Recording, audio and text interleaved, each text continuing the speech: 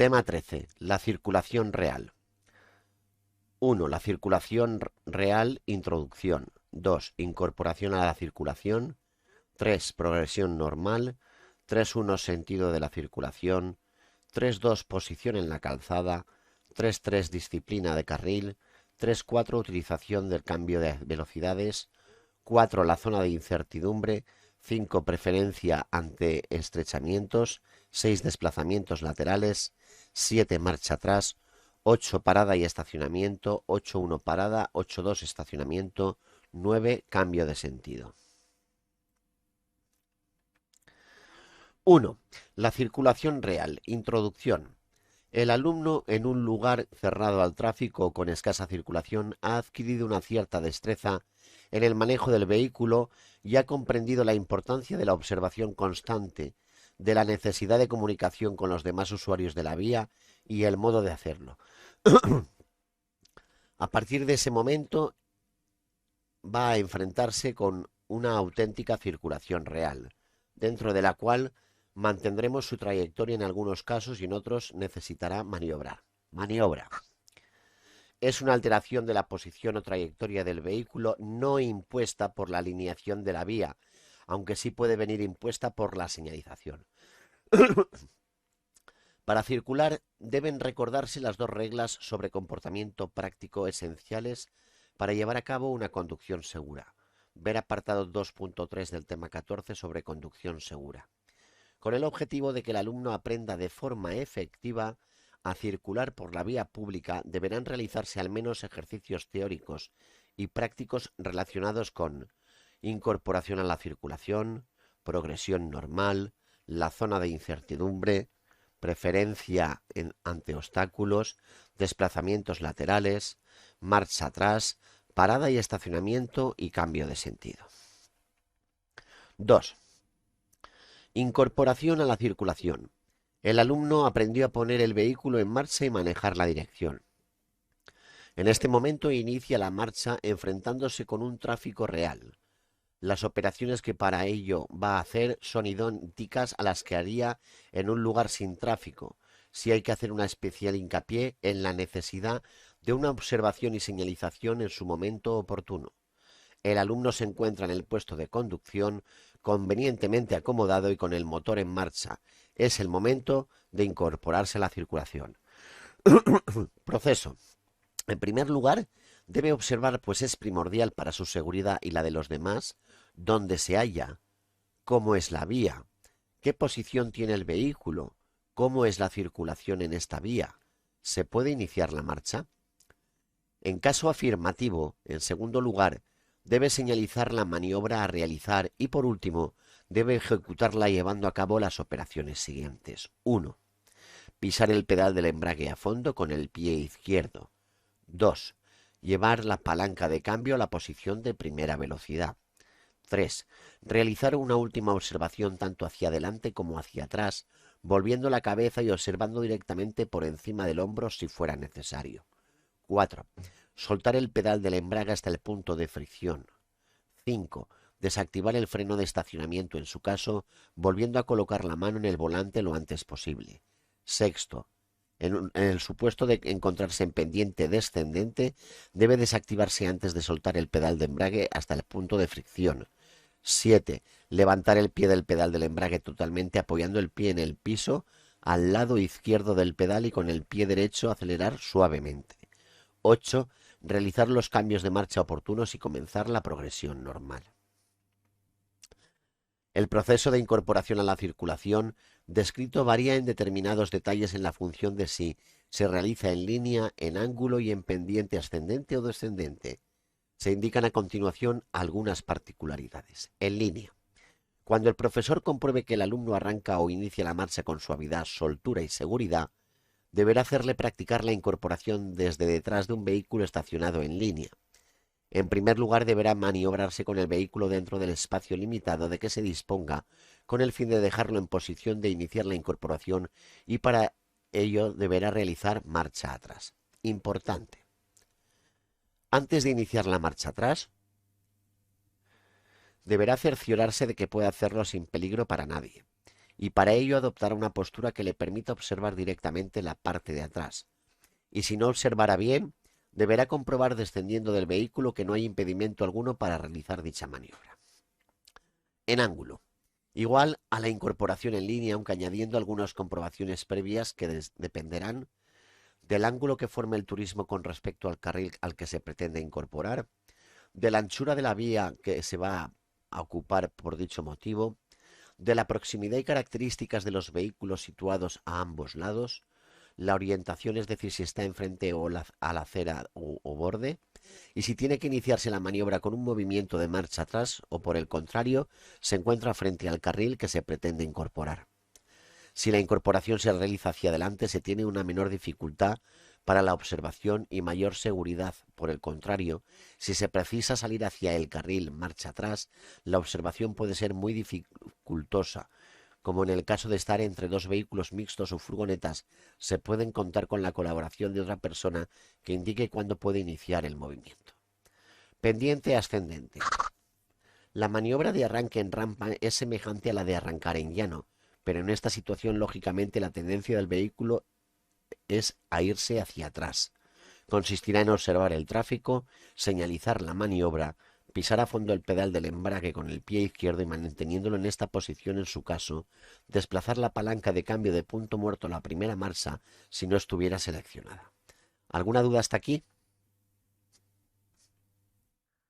No, todo bien. Levantar o soltar el pedal del embrague hasta el punto de fricción. Mantener el pedal del embrague en esta posición y desactivar el freno de estacionamiento o liberar el freno de servicio. Al desactivar el freno de estacionamiento tradicional, el alumno debe soltar el fiador que mantiene la tensión del freno en un punto determinado.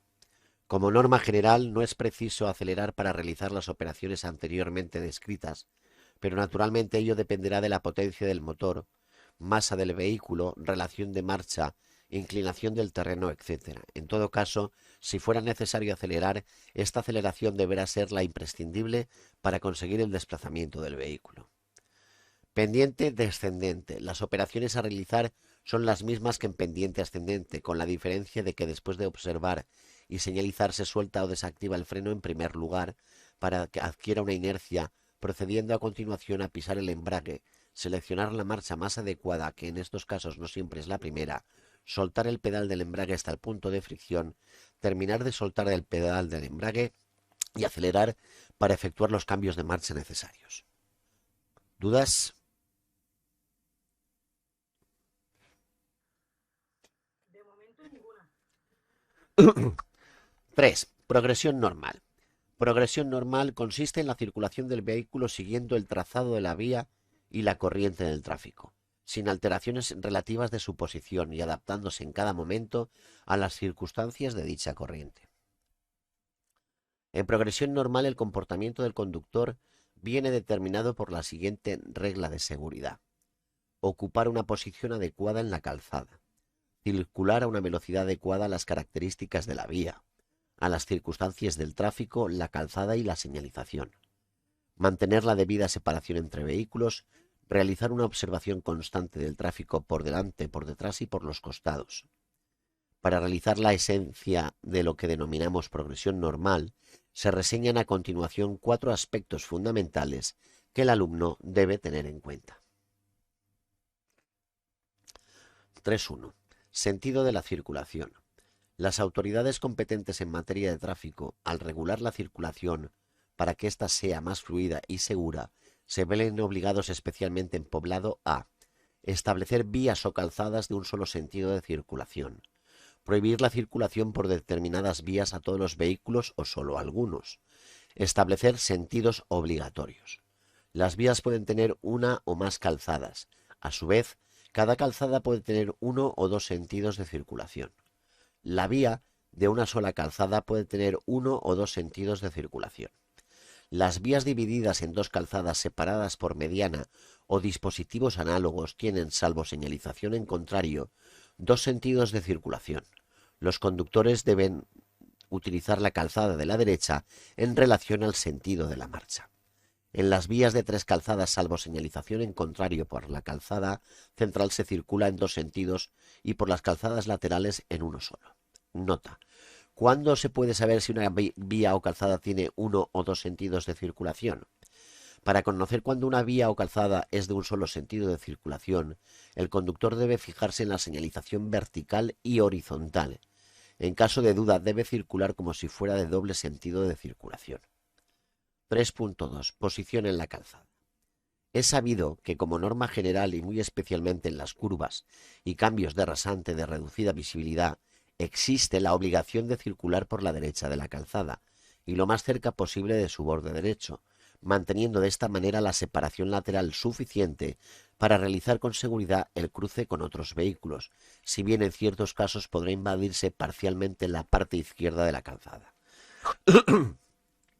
Igualmente, desde el punto de vista de la técnica más adecuada dentro de la derecha, se deberá mantener o conducir lo más a la derecha posible. Esto no significa que haya que hacerlo por la cuneta o el arcén, sino simplemente que no debe circularse junto a las líneas que separan los dos carriles de sentido opuesto, y que la distancia correcta al borde derecho dependerá del tráfico que circule por ella, de los obstáculos existentes, del tipo de vía, del estado de su pavimento, del arcén, etc. Pese a lo anterior, normalmente conviene mantener circulando un espacio suficiente entre el vehículo y los que se encuentren estacionados en su caso, para poder resolver con éxito cualquier peligro que pueda surgir imprevistamente, una puerta que se abre y desciende un ocupante, un peatón o un animal que surge entre dos vehículos, etc. Del mismo modo, es poco seguro conducir muy próximo al borde de la vía en calles sin acera, en lo que las puertas de los edificios acceden directamente a la calzada e incluso próximos al bordillo de la acera de una calle, con gran circulación de peatones, que entran y salen de los establecimientos, cuando además aquellos se encuentran detenidos o circulando cerca de ese bordillo. Nota importante. En todos estos casos, si por alguna causa es necesario aproximarse lo más posible a la derecha, vías estrechas, permitir adelantamientos, etc., se hará con precaución, disminuyendo la velocidad cuando sea necesario. Por último, no hay que olvidar que la posición correcta no solo debe mantenerse en la calzada, sino también en el arcén. 3.3. Disciplina de carril. Mantener una adecuada disciplina de carril es fundamental para la fluidez y seguridad vial. Un conductor que cambia continua, innecesaria e inútilmente de carril está introduciendo inseguridad en la circulación. Cumplir una disciplina de carril exige del conductor circular por el carril que en cada caso proceda, ya se encuentre en poblado o fuera de él, y manteniendo una posición adecuada según el carril seleccionado. En caso de circular por el carril derecho, deberá ir junto a la línea de borde.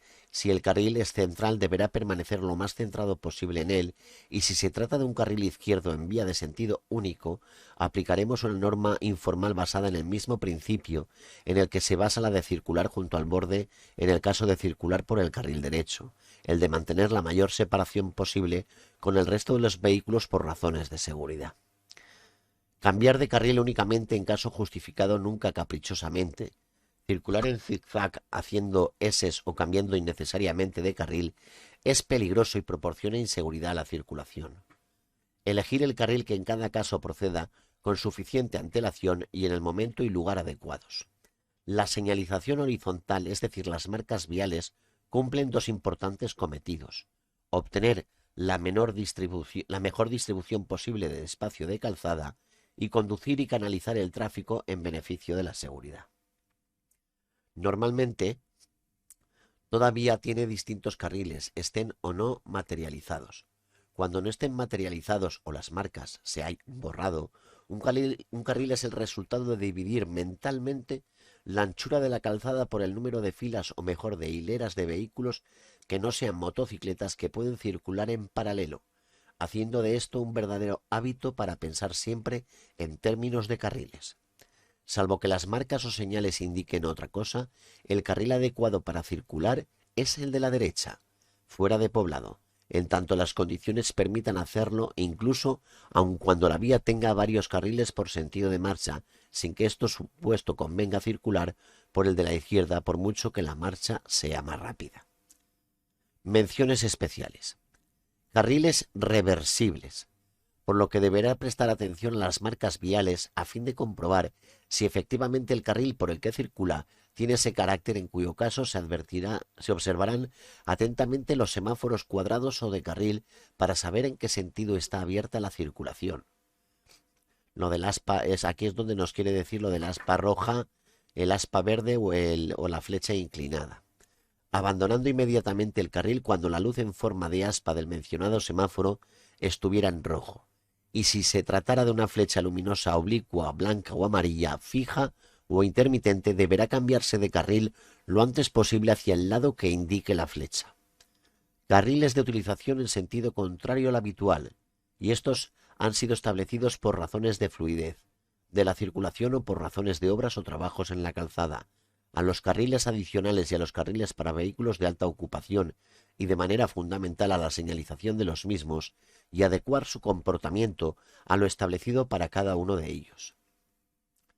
Reservados a la circulación de determinados vehículos, pudiendo estar, por tanto, prohibida la circulación para otros, por lo que es necesario efectuar la elección de carril correcto con tiempo suficiente.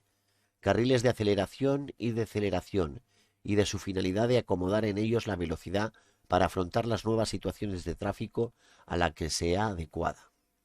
Carriles reservados para el tráfico en función de la velocidad señalizada. El carril o carriles sobre que está situada la señal solo puede ser utilizado por los vehículos que circulen a velocidad igual o superior a la indicada, teniendo en cuenta que si las circunstancias lo permiten se debe circular por el carril de la derecha. 3.4. Utilización del cambio de velocidades. Se parte de una premisa básica. El conductor intentará en todo momento adaptar la potencia de su motor a la velocidad de desplazamiento que desee y al peso que tenga que transportar, sin olvidar los problemas que le pueden plantear la vía y el tráfico. Como se realiza el cambio de velocidades, es algo que ya se ha practicado durante la primera fase de aprendizaje, por lo que en este momento solo quedará por saber cuándo se deben realizar esos cambios y de qué relación de marchas hay que seleccionar en cada momento. Instrucciones. En primer lugar, como se ha reiterado, hay que tener en cuenta la observación y la anticipación, entendiendo que dentro de la anticipación está el tener siempre seleccionada la relación de marcha que se va a necesitar. Cuando un conductor solicita del automóvil una fuerza determinada y éste no responde adecuadamente, será porque es errónea la selección de la marcha, o no ha existido anticipación o no se ha previsto su necesidad. En progresión normal hay que considerar tanto las características técnicas del automóvil como las circunstancias del tráfico y de la vía, para saber cuándo va a ser necesaria una u otra relación de marchas, antes de que se presente tal necesidad, es decir, antes de solicitarse la fuerza precisa para cada momento. ¿Alguna duda hasta aquí?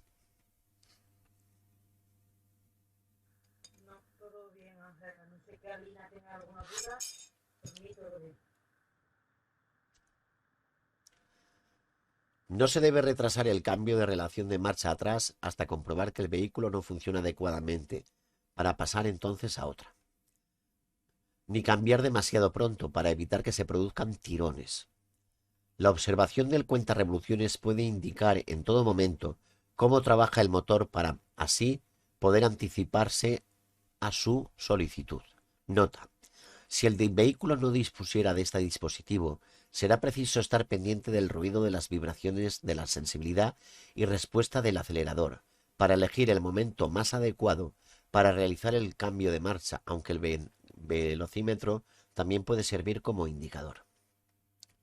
Una adecuada elección de la marcha es especialmente importante cuando se tome una curva, se afronte un cruce o se vaya a realizar alguna maniobra, pues en tales casos es más previsible encontrarse en una situación comprometida.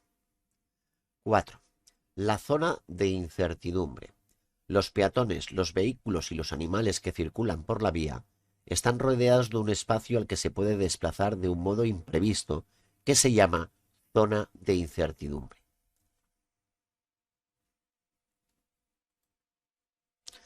Zona de incertidumbre. Se caracteriza porque el conductor no tiene seguridad de lo que en ella puede suceder. Sin embargo, tiene que preverlo, lo que impone circular con las debidas precauciones. Cuando un peatón está cruzando la calzada, está rodeado de una zona de incertidumbre. Esta zona de incertidumbre es peligrosa para el conductor porque desconoce las reacciones del peatón, que tanto puede seguir adelante a paso normal o corriendo o volverse hacia atrás. Los vehículos tienen tres zonas de incertidumbre y esto es importante. Delante, porque sus conductores no pueden detener el vehículo automáticamente. Pueden acelerar bruscamente si están en movimiento o iniciar o reanudar la marcha si están parados o detenidos. Detrás, porque sus conductores pueden frenar. Y lateralmente, porque pueden efectuar desplazamientos para adelantar, cambiar de dirección o el sentido de marcha, etc. Si están en movimiento o abrir las puertas si están parados. Nota importante. También los ciclistas tienen su zona de incertidumbre, máxime si se tiene en cuenta que al accionar los pedales el conductor suele oscilar lateralmente. 5. Preferencia ante estrechamientos. Se define como preferencia ante estrechamientos la preferencia de paso en tramos en obras y estrechamientos, paso de puentes u obras de paso señalizado y tramos de gran pendiente, en lo que sea imposible o muy difícil el paso simultáneo de dos vehículos que crucen.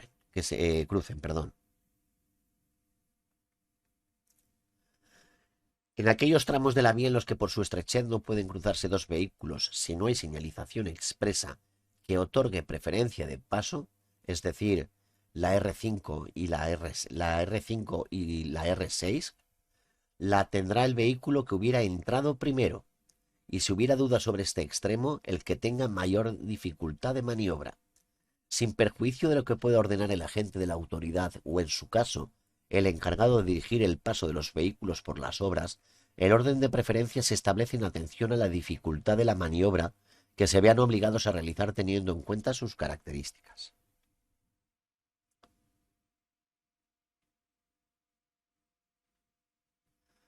Y aquí ahora vamos a ver el orden de prioridades de los distintos vehículos.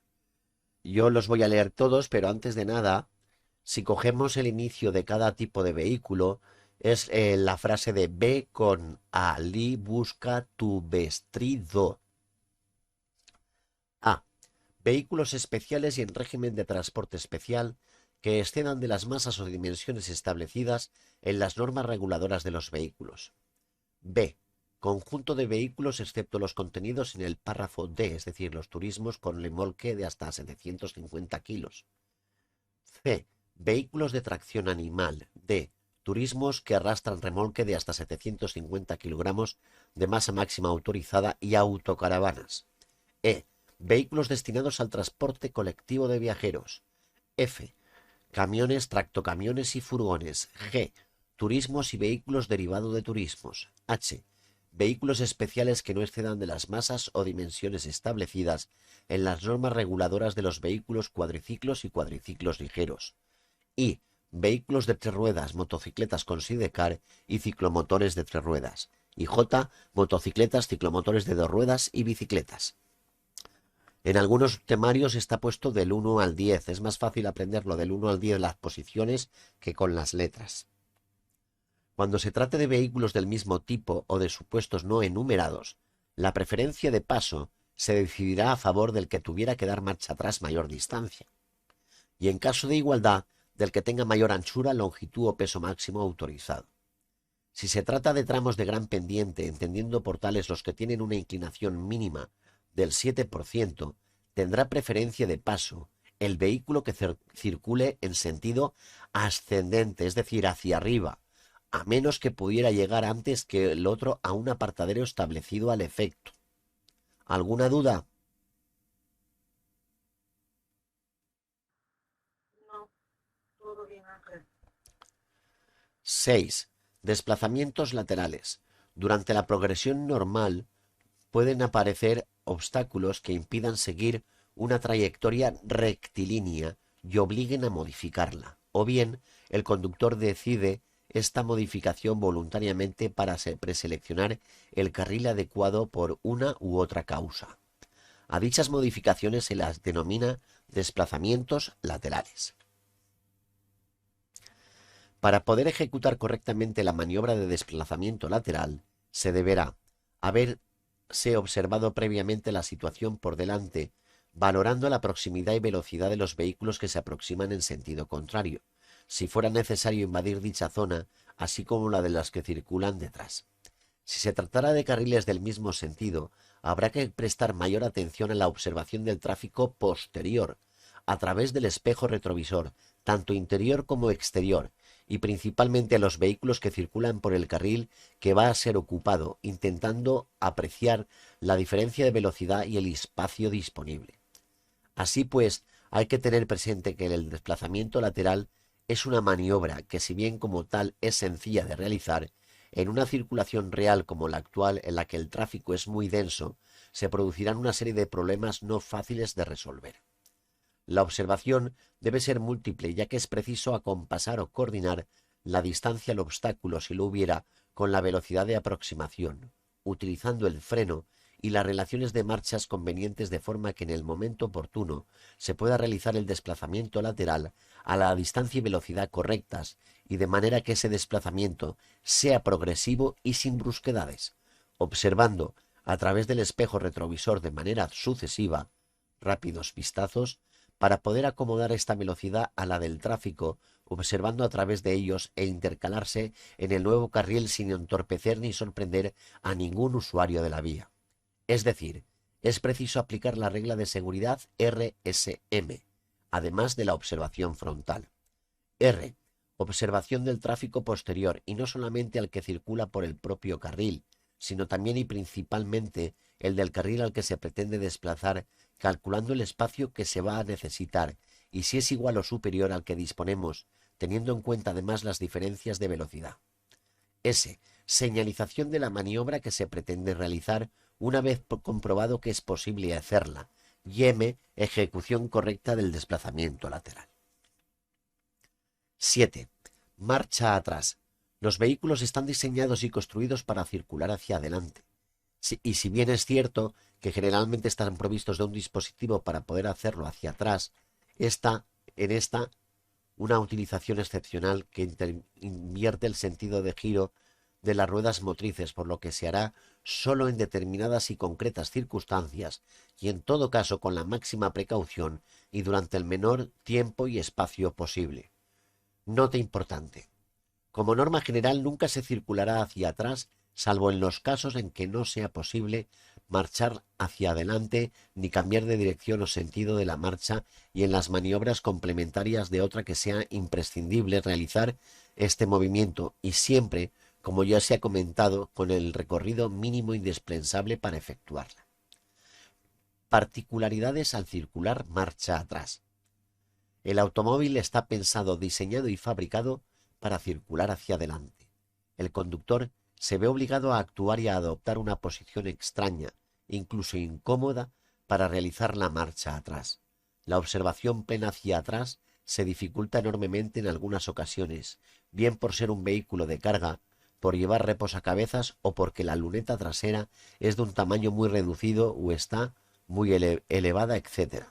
Tener en cuenta los ángulos muertos o zonas sin visibilidad que hacen peligrosa esta maniobra. Advertir a los demás conductores y usuarios de su intención con la luz de marcha atrás, o en su defecto extendiendo el brazo horizontalmente con la palma de la mano hacia atrás. Para que la maniobra pueda realizarse con una seguridad suficiente, el conductor deberá observar hacia atrás tanto por el lado izquierdo como por el derecho, espejos retrovisores y por el interior del automóvil. La maniobra comenzará el movimiento siempre a una velocidad moderada, con prudencia y en condiciones de detenerse inmediatamente ante cualquier eventualidad que surgiera. El volante en esta posición se manejará con la mano izquierda, ya que la postura recomendada impide la utilización de la derecha, que se encontrará prácticamente atrapada en el respaldo del asiento del conductor.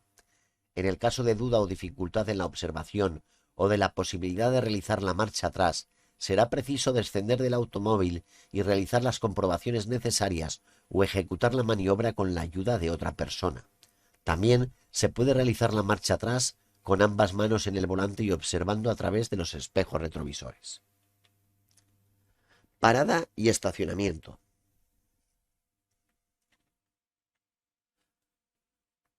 8.1. Parada. El alumno al practicar en la pista ha aprendido cómo se frena y detiene un automóvil.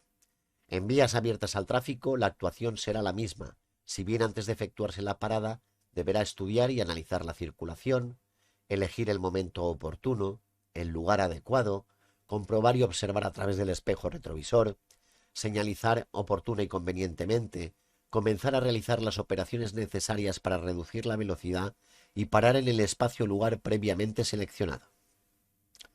8.2. Estacionamiento.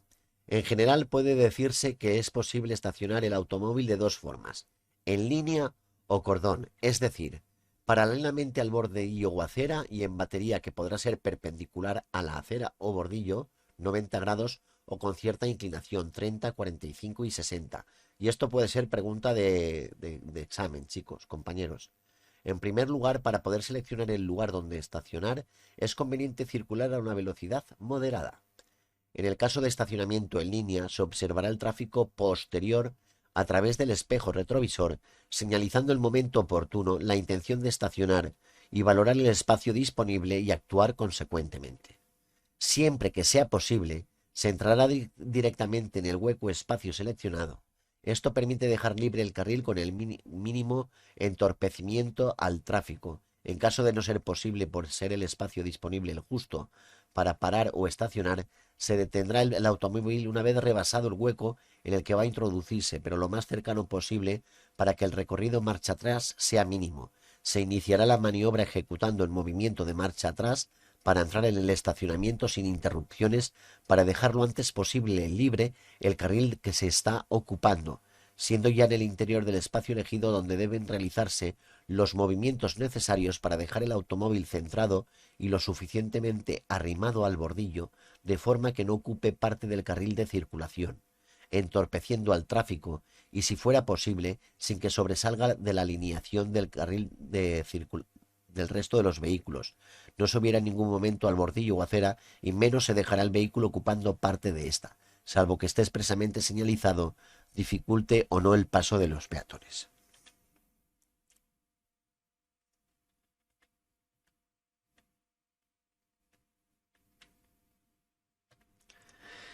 En el estacionamiento en batería se simplifica notablemente la maniobra. Los movimientos a realizar dependerán en este caso de la configuración de estacionamiento que puede estar para penetrar en ellos directamente hacia adelante o con movimiento hacia atrás. En el supuesto de estacionamiento en ángulo recto, en el que caben las dos posibilidades, deberá realizarse en marcha atrás. Puede sorprender al alumno esta decisión, sobre todo si la compara con el estacionamiento en línea, en el que se decía que debía hacerlo hacia adelante, siempre que fuera posible. Pero el verdadero problema surge al salir de un estacionamiento en batería, por lo que lo más recomendable es entrar marcha atrás para poder posteriormente salir con mayor seguridad. Una vez en el interior del hueco destinado al estacionamiento, se dejará el automóvil lo más centrado posible. En ambos casos, el freno de estacionamiento deberá quedar accionado y será conveniente la selección de la primera marcha en pendiente ascendente o la marcha atrás si es pendiente descendente. Para el movimiento del motor y cortado el circuito eléctrico, se retirarán las llaves y se bloqueará el volante. Consejos prácticos. Verificar que no quede a la vista ningún objeto o prenda que pueda suponer una tentación para alguien. Y tampoco es conveniente dejar el automóvil cargado en la vía pública o lugar sin vigilancia. 9. Cambio de sentido. Instrucciones para realizar un cambio de sentido. Tener presente que hay una serie de lugares en los que está prohibido realizar marcha atrás. Es preferible circular hasta un lugar apropiado, evitando realizar marcha atrás o cruzar las trayectorias de otros vehículos. En todo momento y lugar debe existir una buena visibilidad en ambos sentidos de circulación.